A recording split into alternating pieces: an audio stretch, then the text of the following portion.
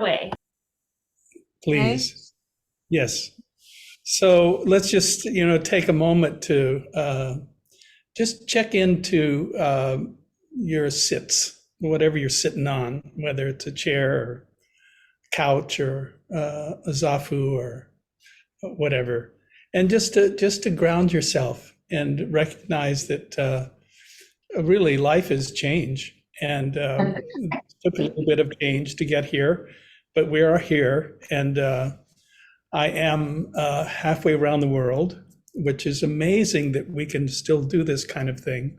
So I'm totally thrilled. Um, I'd like to just begin here by bringing your attention first to just feeling, if you feel your body sits,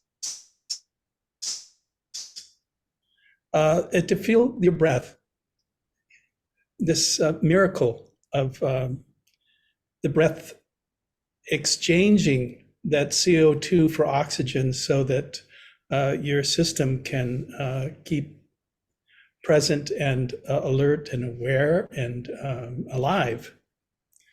So just taking a moment, we're going to let's do a little scan just to start with. I think that'll help a little.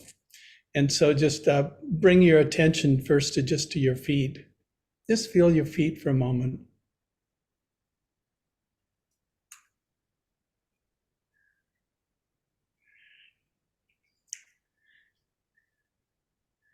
And just checking that your breathing is just accessible and knowable. And then beginning to attend to both feet, the calves and the shins, and your knees. And bring your attention into your thighs.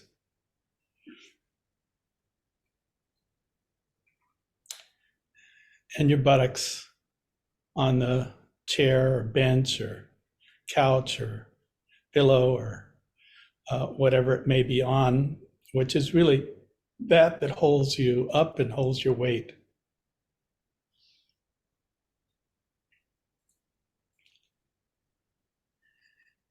And then just take a few deep breaths, bring it down into the lower part of the body.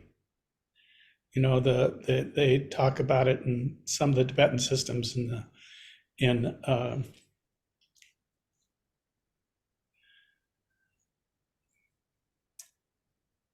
bringing it right down to the lowest part of the belly, sort of above the crotch there, and there's an expansion and contraction that happens. And attending to that area. And I find it helpful to this is just to bring at full attention, is just to take a deep breath and expand that lower belly, and then hold it and just count to 5. And then let the breath out. And keeping the attention in that lower belly. And then again, taking a deep breath in that lower belly, holding it and counting to 5. And it's really about, the attention here is to bring the awareness, the mindfulness down into the lower body and the grounding that happens there.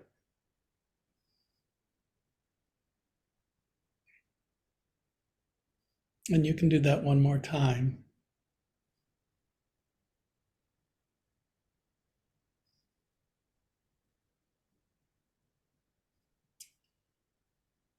And then bringing the awareness into this whole digestive system, the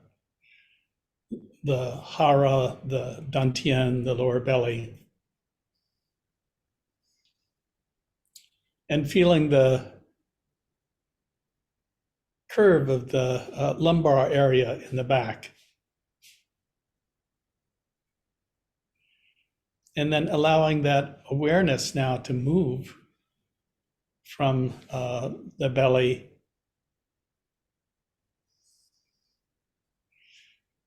up through the vertebrae, through the muscles on each side, the the organs of the belly, the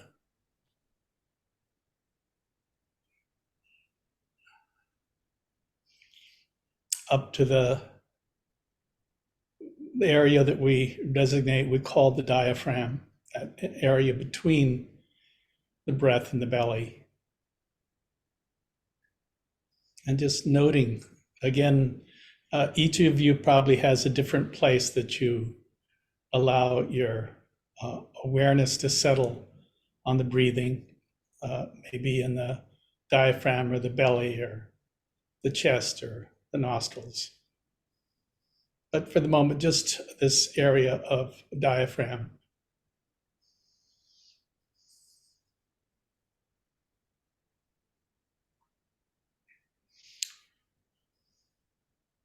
And now you can bring your attention out to your fingers, just feeling your fingers.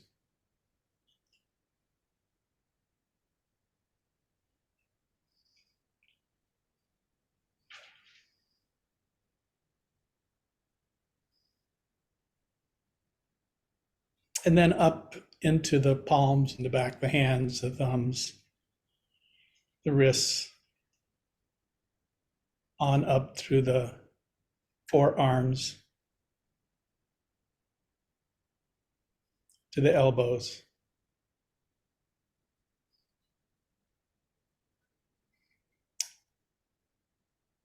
And from the elbows into the upper arms, the bicep, tricep, those large muscles, and the tendons and the bones and the pulsation of the lymph and the movement of the blood.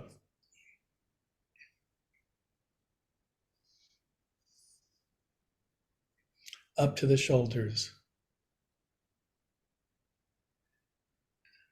And then bring your attention back to your diaphragm. And then just moving slowly into the expansion and contraction of the lungs as it takes this essential thing called breath.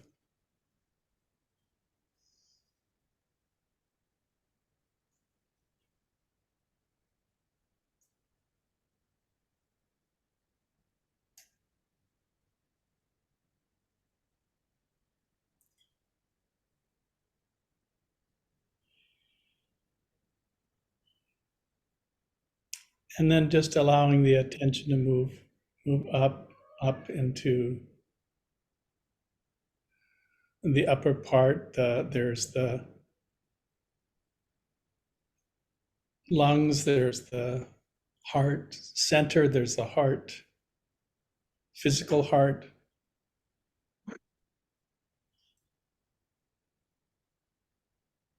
And then just allowing that awareness, it's kind of the water of attention, to move up through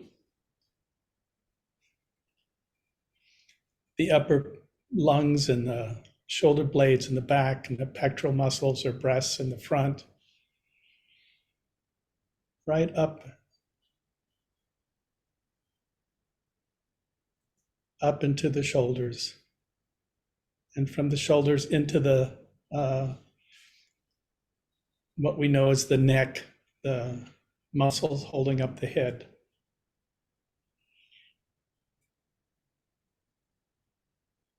The throat and the vertebrae. And then into the what we know as head. And again, it is a place where there is the tasting and the smelling and the seeing and the hearing.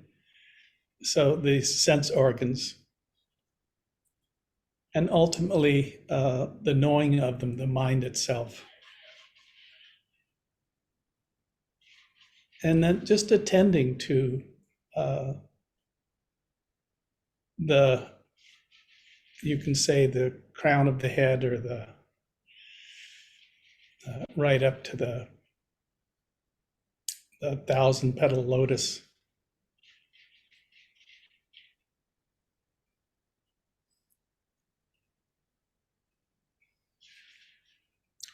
And then bring the attention to the whole body from the tip of the toes to the crown of the head. And just relaxing into, feeling into this practice of mindfulness is very much body awareness. And yet that awareness is also the knowing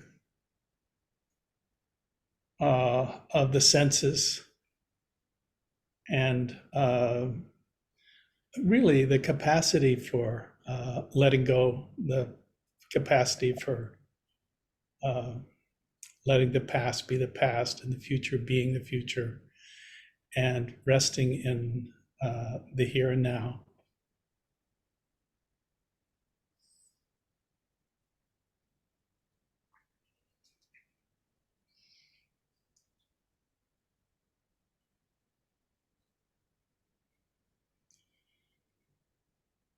And just having this friendliness for the whole body.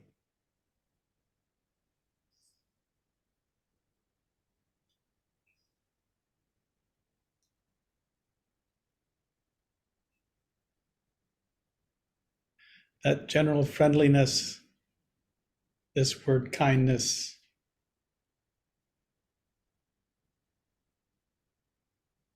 accepting sometimes the discomfort, sometimes the pleasure of the body, but just resting in the center of it all.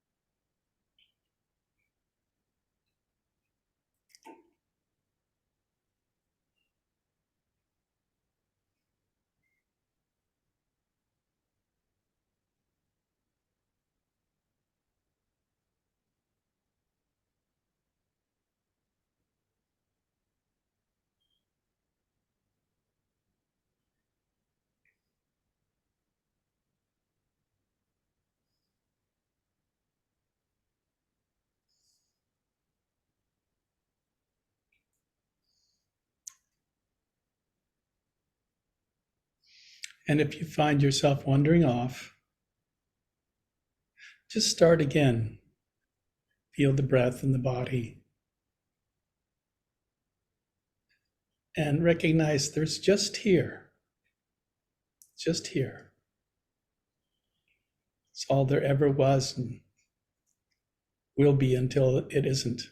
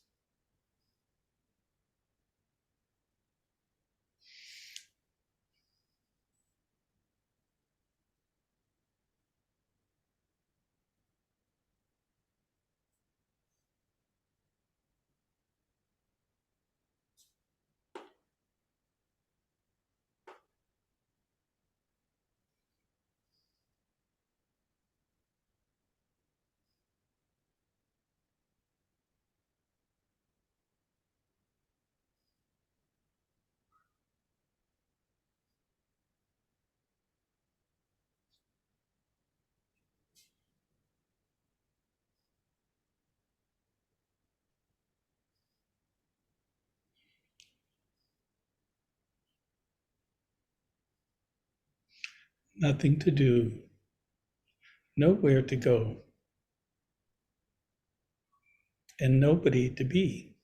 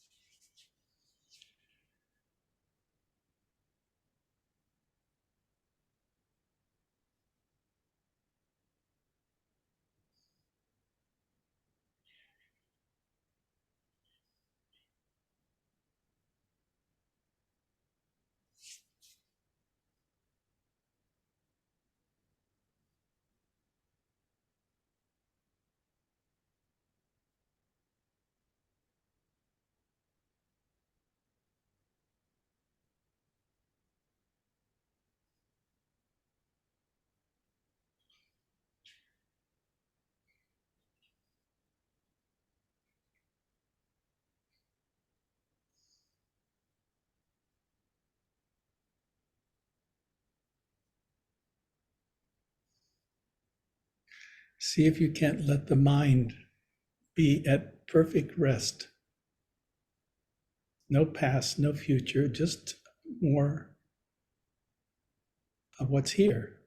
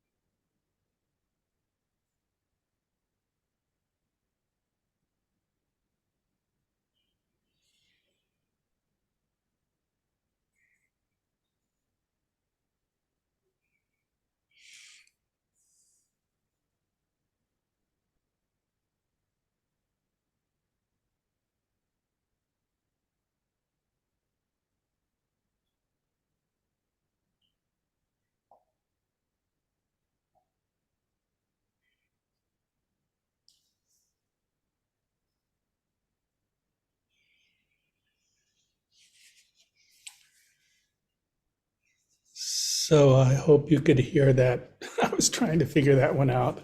Um, we're going to take a break now, and let's see. So it's funny. It's here. It is morning. I'm 15 hours ahead of you, so I'm Tuesday, not Monday, and it is morning here. And this evening, I wanted to talk about one of the, probably to me, the heart of all these teachings, which is this, it's Samyupada. It's uh,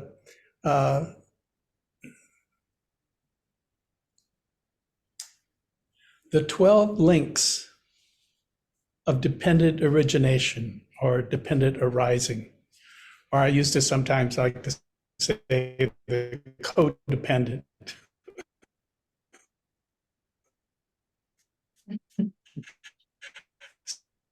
It's all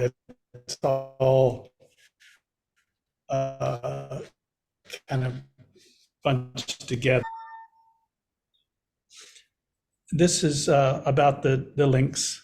No phenomena, outer or inner, occurs except as a reaction to a previous cause, and all phenomena will in turn condition the following results. So it's really, it's really the heart of Buddhist teachings, in the sense that we live in this cyclic existence. And Ruth Denison used to say accidents, Oh, wow.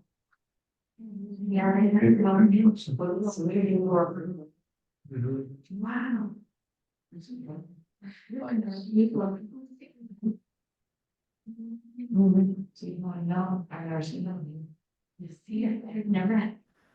Hey, John, you're on mute again for some reason. No, I'm off mute now, so all's well. So again, dependent origination, this is the heart. That's why I want to talk about it, because it's the heart of Buddhist teachings. That it is really talking about cyclic existence, and that we keep we are dependent creatures on our our conditioning and the last moment. And it is traditionally talked about as these links, 12 links, which really starts with ignorance, avidya, and goes through, to me, the most important thing is avidya, is the fact that there is ignorance, and the ignorance begets this cyclic existence, and that as part of that cyclic existence, we have kind of the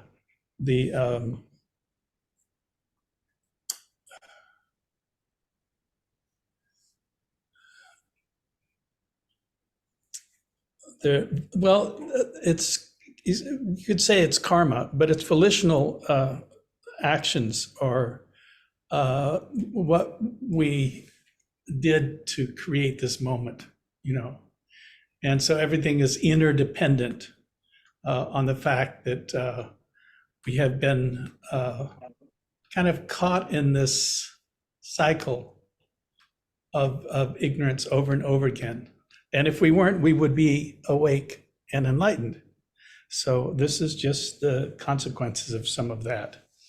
I actually wanted to start, and this is, I'll credit one of the, Carol, who's, she's down at the restaurant here listening to this. And she sent me one of my own poems, but I thought it would be nice to kind of read it as a beginning for this vidya, this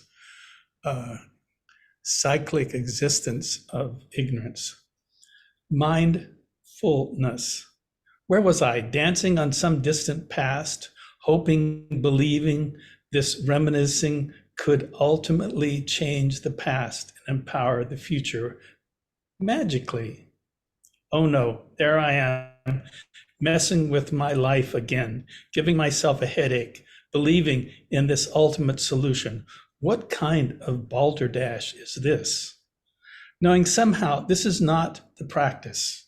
Tiger chasing its tail, going in mental circles, endlessly trying to outthink my own thinking.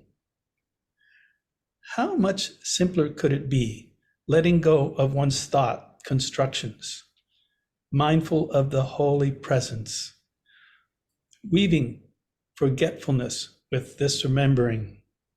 Suddenly, the little baby turkey chicks weave themselves through the windy, tall grass, illuminating the joy of one who is fully present, having known what to do all along, yielding everything to the present.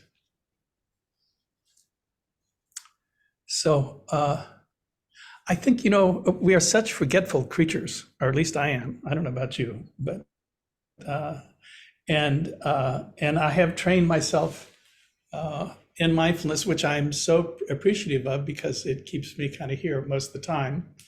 But I too forget sometimes and wander off into this fabulous sometimes storytelling that is not connected to what's happening here.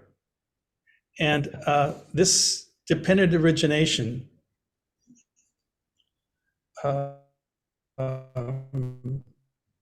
which really, depended on the 12 links. And I think the most important is the volitional action, or samskaras. And then conditioned consciousness, vijnana. And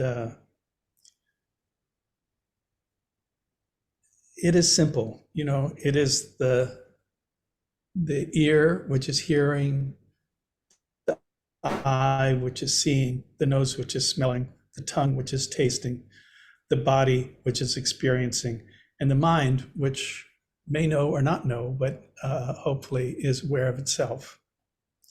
And, then it just simply gets into the functionality, the functional of it's called nama rupa, and it's just body and mind. Ignorance is there, then it manifests, or it bores itself, and that's, I don't mean born itself. It brings consciousness to a fundamental. And the fundamental first is that the fact that there is this body and mind that are created, which give presence or awareness of the six senses and their impressions. And once those six senses are there, then there is the contact. And that contact is essentially about feeling and Vedana, which to me is such an important thing, is that we're always kind of in this world of feeling and noting that feeling of liking and disliking. And in the wheel of dependent origination, it would be very intelligent if in that Vedana we didn't choose. We could just simply go, yes, there's liking and there's disliking. And there's also just resting in the present for what it is. And that's really, this is the heart of the practice. Of course, a feeling's going to come, Vedana is going to be there, just simply because consciousness then makes contact through the ear or the seeing or the smelling or tasting or physical sensation or thought. And that our job is just to let it be there, not actually mess with it. And we're so good at messing with it. But because we mess with it, then that feeling, that Vedana, uh, has a liking or disliking, and that liking and disliking then becomes the kind of the next little piece in the in the uh, in the wheel of origination, and that's a desire or craving arises. And I wish I could say that doesn't happen, but unfortunately, we are creatures of conditioning, and therefore, when something arises that we like, we want to keep it. So there's desire there, or there is a dislike of it, and we want to push it away.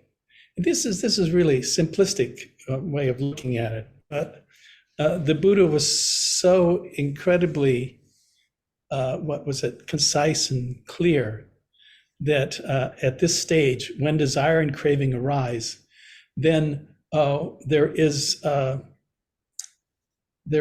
thing called attachment, and we attach to that craving or that desire, and we're still creating on the wheel of dependent origination, because at that point, the attachment arises. And as soon as attachment rises, then a thing called bhavana, which is becoming. So suddenly that that pleasant or unpleasant created a reaction. That reaction then created a becoming, a bhavana. And that becoming goes on to a thing called birth, then death, all those things over and over again. And we are the kind of the product of that recycling. And if we can begin to get this, then there is actually a choice here. And the choice is that there is not reacting to the pleasant and the unpleasant, which begins a process of awakening. And that awakening is something that is inherent. It's already there. It's just that we have to get off the wheel of dependent origination to begin to recognize and see that we have a choice. We have a choice to stay on wheel, and it's not one or the other. It's not pleasant or unpleasant. It's not about that. It's about just releasing the whole process. And if we can begin to release the process, then we have this possibility of recognizing that there's something outside of the wheel of dependent origination. And that is this simple word, freedom, freedom from. And, I used to always have this thing about talking, particularly my daughter, talking to my kids. And one of the things was they always gave me this excuse that, I want to do this, I want to do that. And, it was really based on that theory that somehow if you get what you wanted, then you'd be happy. And this is saying, no, actually, that's not what happens. It's being free from it that allows the awareness to be, it's no longer codified. It's actually free of. And so it's not free to do what you want, which is really what my kids wanted. I think all kids wanted. And it was free of. And free of is different than free to. And if we begin to recognize more and more that we have a choice to be free of, and free of is really on the wheel of dependent origination, is the whole thing of attachment, upadana, and of all internal or external forms. That we begin to, in a way, it's sort of like we're in a movie theater and we kind of want to enter the movie on some level. And this is saying, no, you're just going to stay in your seat. Let it just come, arise, know it for what it is, and stay in your seat. And this is really the kind of the philosophy of the one seat, caught in the myriad cycles and enthrallments and sometimes the discomfort, the dukkha of being here. So in this wheel of dependent origination, and I think this is probably the most, to me, when I was thinking about teaching, I was thinking, what is it that's most important to me? And what is it that I'm trying to learn? Because I'm still in the midst of, learning somehow that I can kind of sit back in the one seat and allow things to arise and pass without needing to, manipulate or change or want it to be different than it is, as upadana,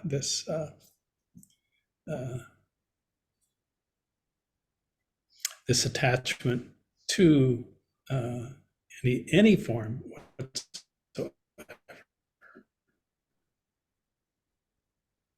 And what's interesting here is at any moment, this is not something that is just because you've sat a long time or whatever it is. It's not dependent on any of thing like that. It's really you choosing to get off the wheel. And once you choose to get off the wheel, then first of all, there is this great sense of relief and this recognizing that freedom was not something that we achieved. It was something that was always there, achievable thing. It is just something we choose it over the upadana, the attachment or desire for or against any experience. And so these 12 links are the way we live within our cyclic existence. And there's only really one place in that cycle, which is the Vedana, and the seventh one is Vedana, which is feeling, is that feeling of pleasantness or unpleasantness. And then desire or craving arises out of that. And our practice is, first of all, to recognize pleasantness and unpleasantness and realize that choosing either way, we end up caught on this wheel of dependent origination or codependent arising or arising dependency. And if you do choose that, you choose not to do something about the pleasant and the unpleasant. You actually have to sit sometimes through it. And I think that sometimes why do we practice? We practice so that we begin to not react to sometimes our thoughts or our stories or the things that we have been attached to and are no longer uh, influenced or really trapped by those particular thoughts or means. Now, I'm at this point where I could say I can keep talking because I can talk just because I can. Or if you have a question about the Samyapada, the laws or the wheel of dependent origination, maybe I could do something with it. I think, did I see Marcia in she have the microphone? She's in the John. hall.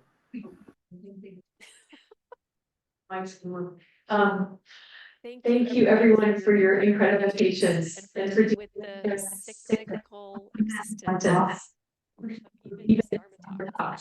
So what we can do is John can hear us through this mic here. So if you have a question, you can stand up and just kind of come over here a little bit and John will be able to hear you. Does anybody have a question? In the hall? So Robin, I don't see anybody in the hall who has a question. Does anybody have a question online? If you have a question online, go ahead and raise your little Zoom hand.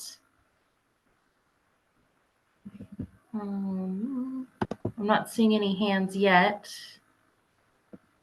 Let's see.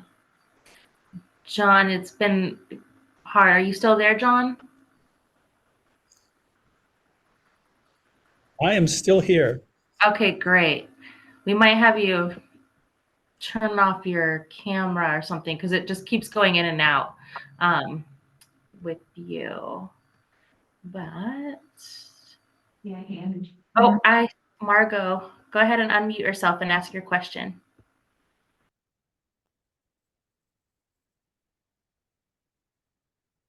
John, would you talk more about that place, on the wheel, before pleasant or unpleasant, where we might get off the wheel?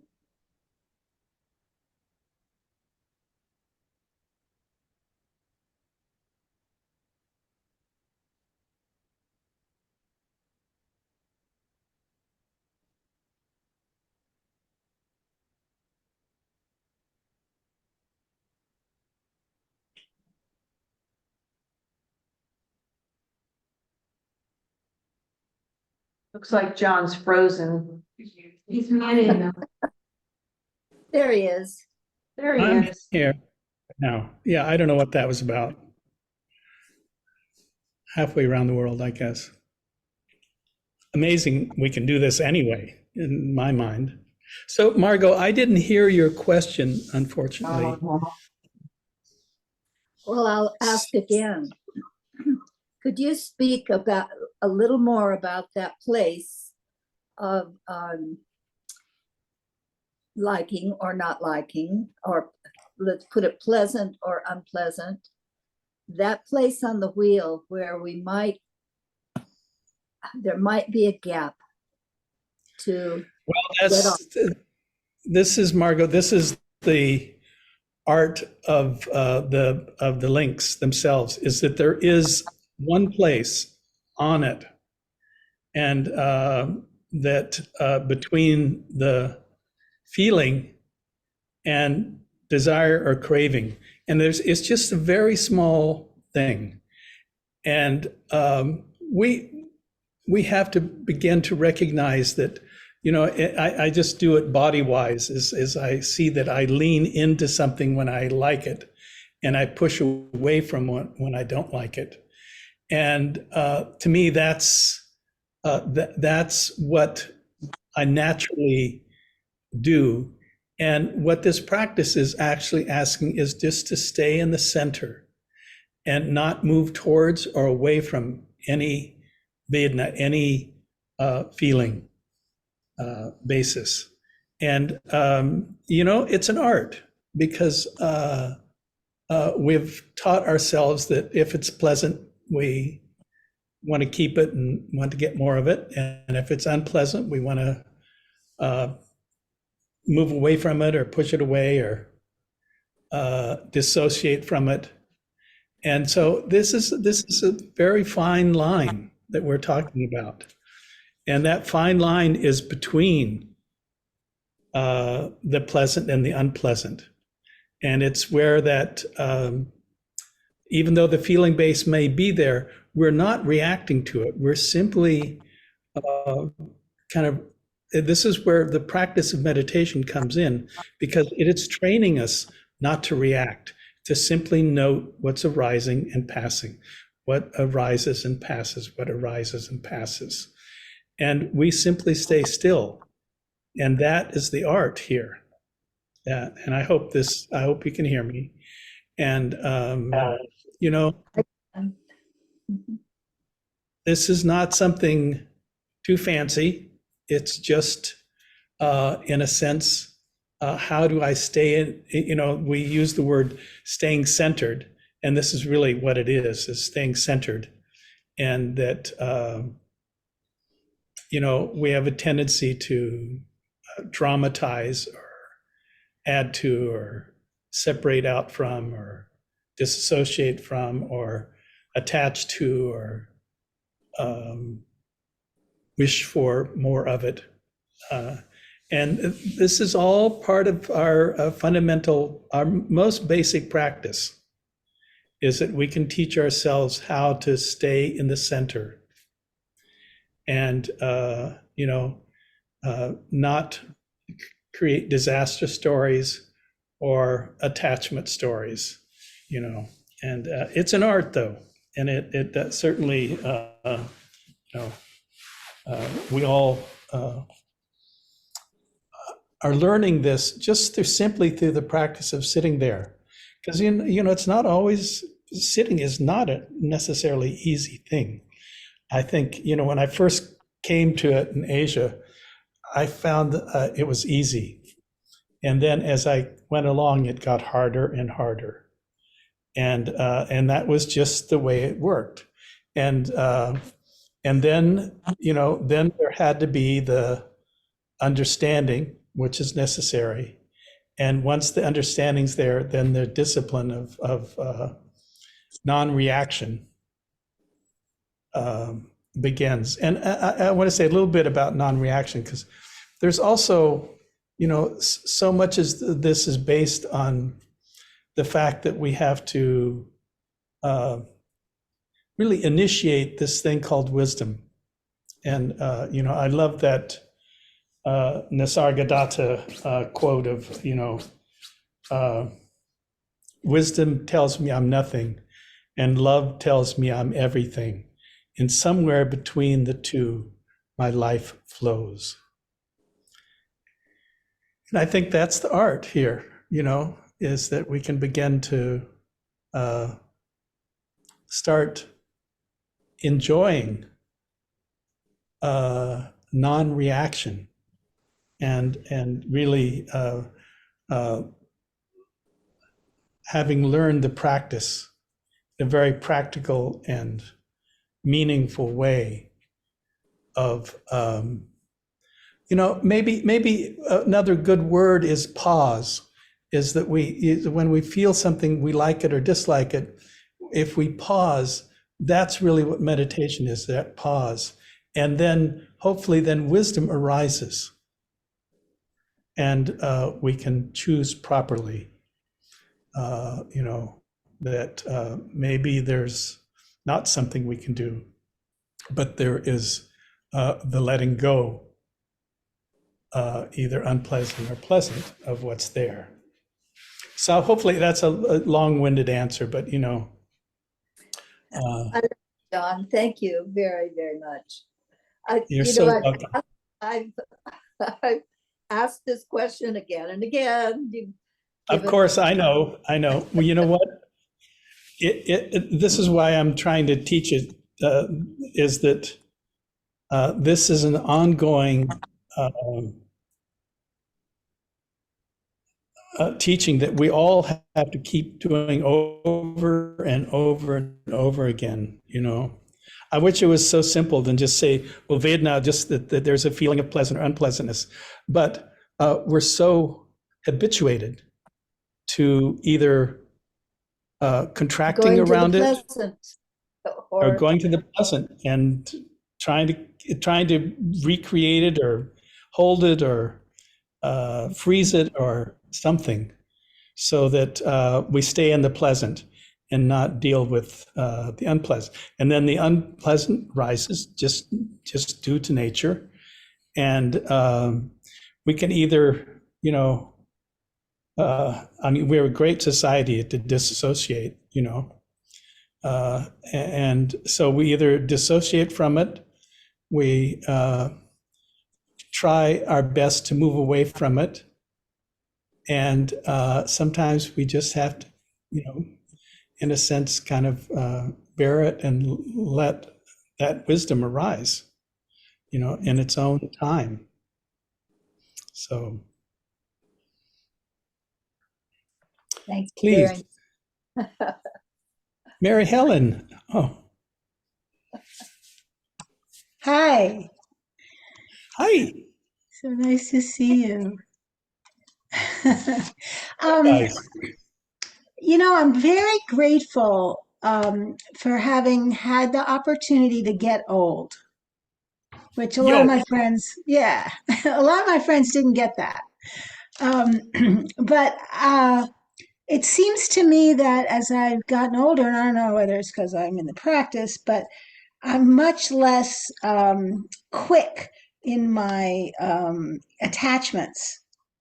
And it's just, it seems like a gift from age that you have a little perspective, you're going to die, you don't take everything quite as seriously. Can you talk a little bit about that? Do you think that's, I think that's true. And I think that's it's part of nature's, you know, so much of this is about um, there's can I use this word, a brilliance in getting old that brings its own wisdom and its own sense of, can I use the word, there's two words, detachment and non-attachment.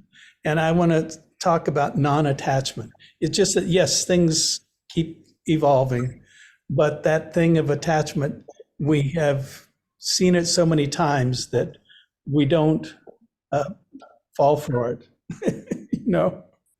And that's, to me, one of the great privileges of being old, you know, or getting old, I should say, just getting old, that's all. So great. Thank you. It's great to see you, Marilyn. I look forward to seeing you more. Please, I see a hand up there. Diane. Hey, John, see if I can see you. Um, I typed this into the chat, and it's not about dependent origination, but it's been on my mind. A number of years ago, I was at a retreat with you in Ashland, and you did a metta meditation for families about their own family members who were suffering, and the gist of the metta was that we are not the holder of other people's karma.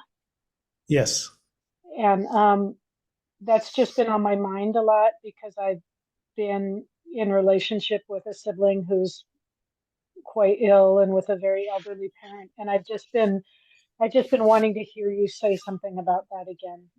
And it, in a way, it reminds me a little bit of this non-reactivity of like, we can't, I keep wanting to fix or to save or to contract away from the stuff that's dished at me or whatever. So I just wondered if you remembered that and if you could say anything about it. Yeah, I do. And well, whatever I remember, my memory's getting kind of holy these days.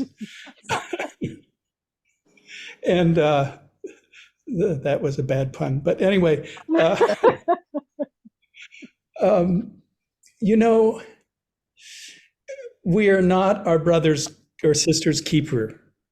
And I think in some ways that because we are in relationship and attached to, we have to be able to find that freedom from, and at the same time, it's sort of like this art of loving, but not attaching. And there's really a huge piece there between loving someone and caring for them and not attaching to them. And this is an art. This is part of our fundamental practice, is that can you, even if it's uncomfortable, can you still love and not attach? This is a huge piece of the work and the art of being with, especially with aging and all the complexities that goes with that, and yet we still can care and love and not turn away from, but possibly maybe turn towards with more equanimity than anything else. So hopefully, Diane, that's. Yeah, thank you. It's just it's just really wonderful to hear your voice and hear your reminders about that, and so sweet to see your face. Great. Well, it's good to see you. Thank you. And I see a hand up there, and Sharon Lane. Who is that? Hi, Sharon. Hi, John. There are a bunch of us. It's so good to see you and hear your voice. Thank you. There are quite a few of us that are reading this Chogyam Trungpa's book on slogans. And I Yes. find myself often caught up in this one, drive all blames into one, which I don't think means sit around and hit yourself in the head in that kind of American way of, or Christian, sorry, regarding Guilt. guilt. Yeah, I think Guilt tripping. I just wonder what you might have to say, because I think it has to do with this wheel and everything we bring into life and the causes and conditions and freeing ourselves from them. And the quote, blame is really about taking responsibility for each. Well, But what does it mean to you? well, it does, there is, yes, responsibility, but it's responsibility with equanimity. It means that we're not attaching to any outcome or results, and yet we are, in essence, we aren't separating out or leaving it or not looking at it. We're actually looking at it. And in a sense, and when I say looking at, we're also feeling what it is. So this is the slogans. They're there to help you clarify or ruminate or somehow question, because that's their purpose. Is to bring that into focus. And one of the things is that we do, I hate to say it, but we do, blame ourselves sometimes for situations that have nothing. They were just causes and conditions. They were part of the wheel of dependent origination, and yet we have taken them on as something more than they are. And we have to learn to use that equanimity, that balance of mind and heart, excuse me, and heart, so that we just can hold it without reacting to it, if that makes sense to you, you know. Gesundheit. Thank you. You're welcome.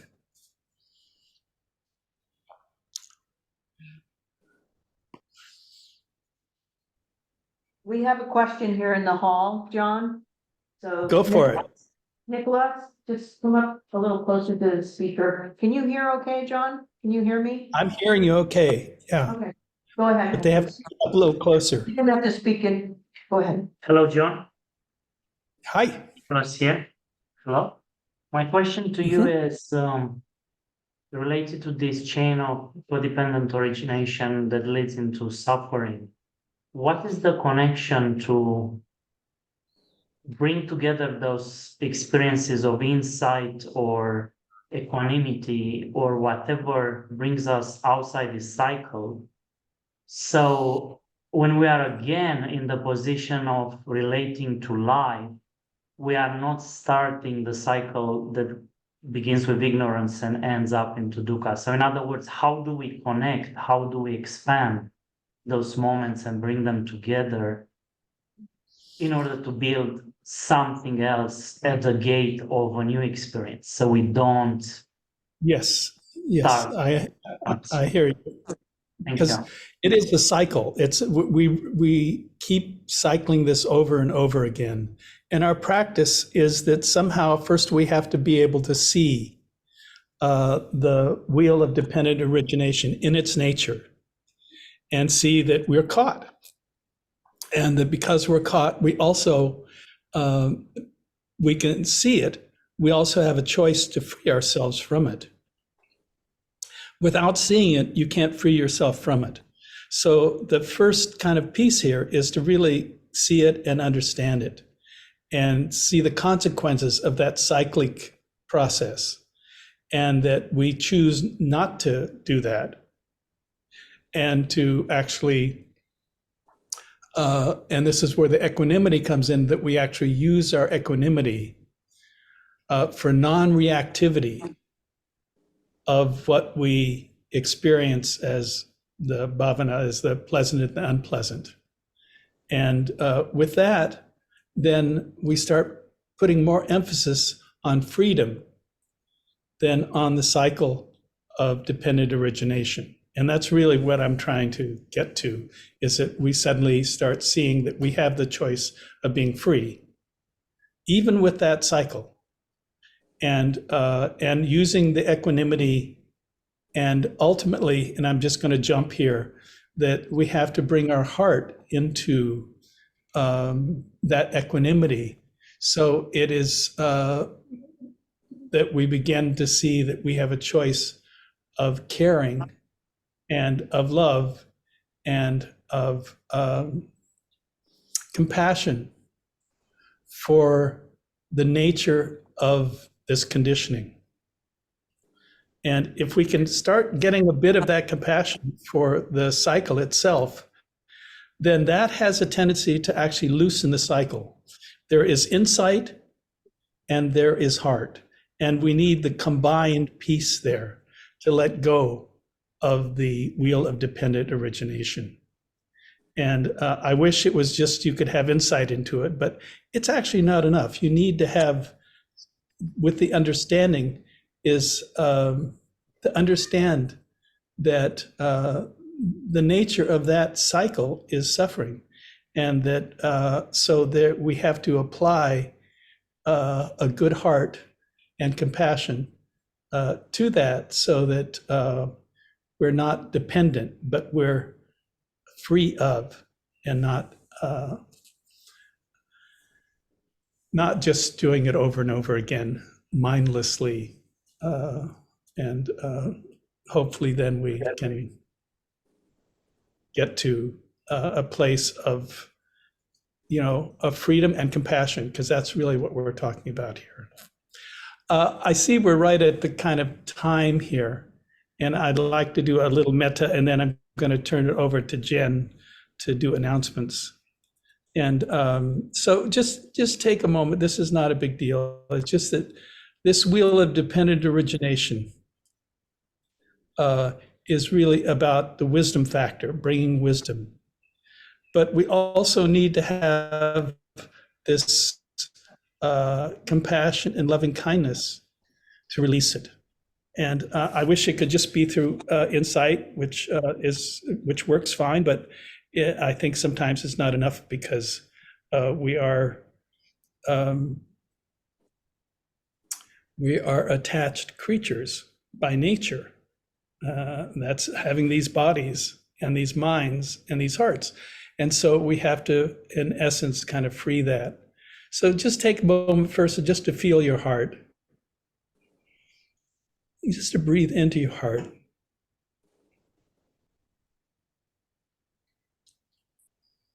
First, may you see through this wheel of dependent arising. And to see through is then to bring a sense of compassion to the nature of that cycle. That cycle, those 12 steps, they just, avidya, they just over and over again, it just brings ignorance back. And when it brings ignorance back, it just recycles. And our job is to see it and then free ourselves from it.